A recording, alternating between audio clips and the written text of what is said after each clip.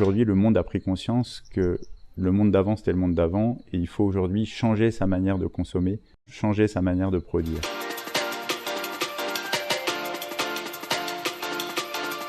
Bonjour, je suis Benjamin Memili, le CEO de Let's Renew Energy. Let's Renew Energy, c'est le pôle énergie du groupe Action, une entité qui compte 7 filiales qui sont réparties dans l'océan Indien et en Afrique. Mais c'est avant tout 500 collaborateurs qui travaillent tous les jours à faire en sorte de créer et opérer des solutions énergétiques innovantes afin de rendre l'énergie abordable pour le plus grand nombre. La transition énergétique, c'est un challenge en Afrique, déjà rien qu'en prenant les chiffres. Aujourd'hui, on considère que moins de 50% des gens en Afrique ont accès à l'énergie. Notamment, si on prend l'exemple de Madagascar, on arrive à 80%. On a une très forte disparité de l'accès à l'énergie et on s'aperçoit que cet accès à l'énergie revêt plusieurs dimensions. Une dimension sociale, une dimension économique et une dimension environnementale.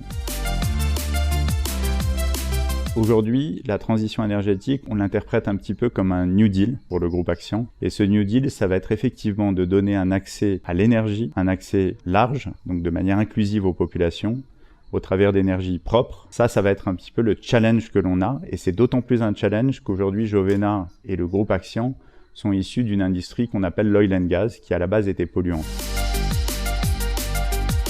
Donc aujourd'hui, c'est de s'inscrire dans la production d'énergie hydraulique, dans la production d'énergie solaire. On a concrètement aujourd'hui plusieurs projets en route là-dessus.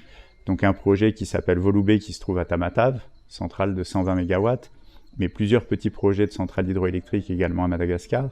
On opère des centrales solaires et bientôt également des projets en Afrique sur cette même thématique. Et quand je parlais de réduction des émissions carbone, c'est également d'hybrider des centrales thermiques, ce qui consiste à ajouter des panneaux solaires et faire en sorte de diminuer de 25 à 30% les émissions relatives à ces centrales. Je vais prendre un exemple. Aujourd'hui, donc, nous opérons de travers d'une société qui s'appelle WeLight. Cette société vient donner de l'accès dans les villages à Madagascar, également dans d'autres pays.